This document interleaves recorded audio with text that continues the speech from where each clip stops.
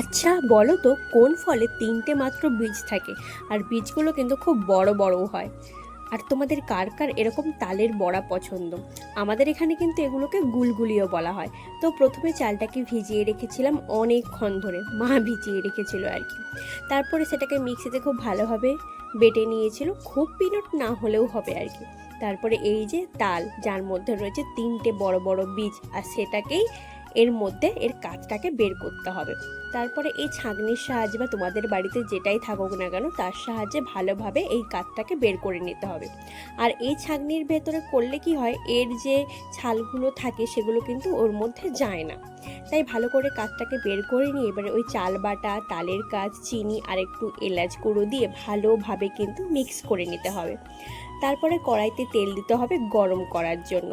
ব্যাস, তেল গরম হয়ে গেলে এভাবে ছোট্ট ছোট্ট করে দিয়ে দিতে হবে। তারপরে উল্টে পাল্টে যতক্ষণ না লাল হয় ততক্ষণ লাল লাল করে ভেজে নিতে হবে। ব্যাস, তাহলেই কিন্তু আমাদের রেডি হয়ে যাবে মিষ্টি মিষ্টি তালের বড়া। কার কার পছন্দ? আমার কিন্তু অনেক পছন্দের।